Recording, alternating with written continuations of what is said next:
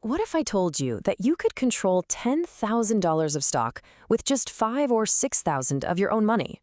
Well, that's the core promise of margin trading.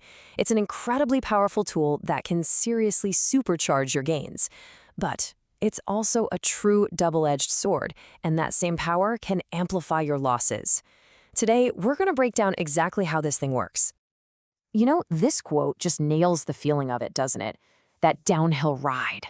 That's the exhilaration of watching your profits multiply faster than they should. It's what draws people in. But that speed, that's the leverage. And it means that when things go wrong and you hit that rock, there is absolutely no soft landing. We're talking the difference between a little stumble and a high-speed crash. So, here's the plan for today. First, we'll get into the basics of this double-edged sword. Then, we'll look at how you use it to bet on a stock going up and how you bet on it going down. After that, we tackle the one thing every margin trader fears, the margin call. And finally, we'll wrap it all up by weighing the big question of risk versus reward. Okay, let's dive right into our first section, a double-edged sword. To really get a handle on margin trading, we have to start with the concept that gives it all its power and all its danger. We have to talk about leverage. When you boil it all down, margin trading lets you make two fundamental kinds of bets. You can bet that a stock's price is going to go up, that's called going long, or you can bet that the price is going to go down, that's called going short. The key thing is, in both scenarios, you're not just using your own money. You're using borrowed funds to make your bet way bigger. So what is leverage, really? Well, in the simplest terms, it's using borrowed capital to control a much larger investment than you could normally afford. You put down a little bit of your own cash, and that lets you command a much, much bigger position in the market.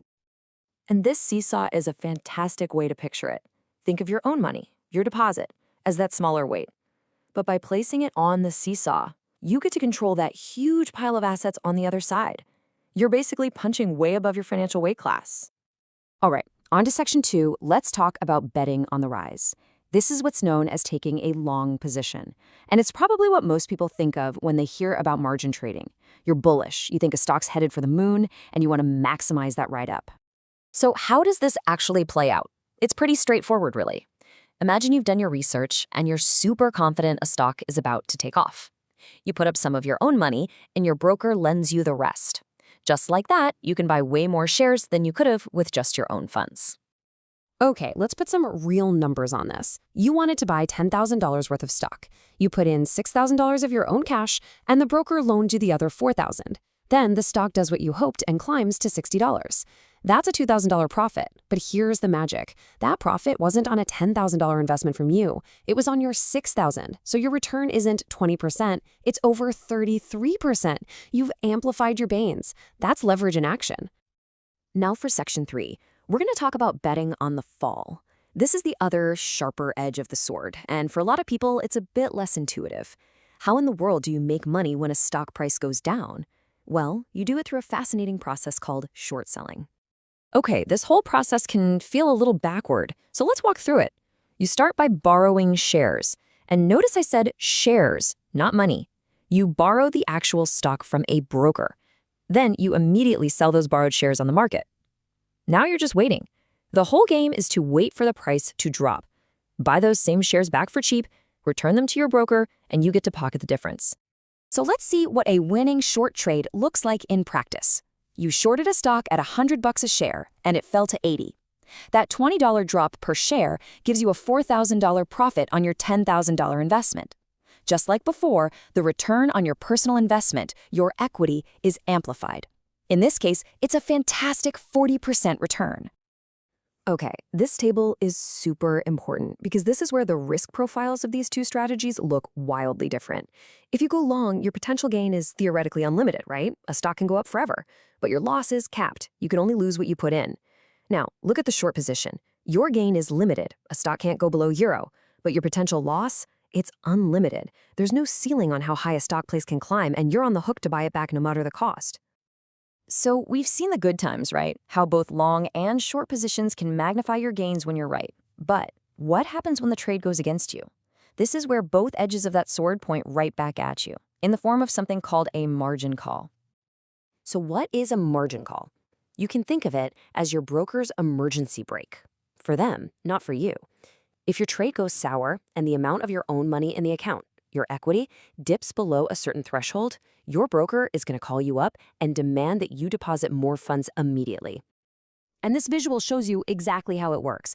As your position loses money, your equity line drops. It keeps dropping. And then, bam, it crosses that maintenance margin line.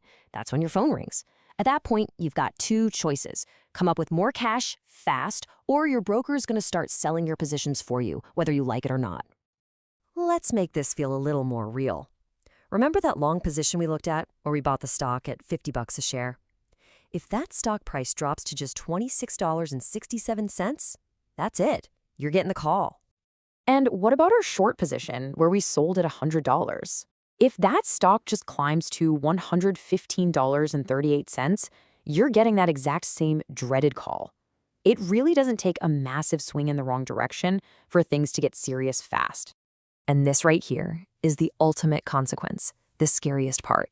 If you can't meet that margin call, if you don't have the funds to deposit, your broker has the right to forcibly sell your stuff to cover their loan. They will liquidate your assets, usually at the worst possible time for you, just to get their money back. Okay, our final section, risk versus reward.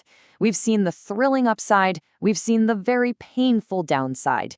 So let's bring it all home and figure out the final takeaway from all this. And here we are, right back where we started with this image of the double-edged sword. And honestly, if you only remember one thing today, it should be this. The leverage that creates those incredible amplified returns on the way up is the exact same force that creates devastating amplified losses on the way down. It is a tool that cuts with equal power in both directions. So let's just boil it all down one last time. The power of margin is obvious. You get to control a huge position with less of your own money. But the risks, they're not symmetrical. When you're bullish and go long, your loss is capped. But when you're bearish and go short, your potential loss is literally infinite.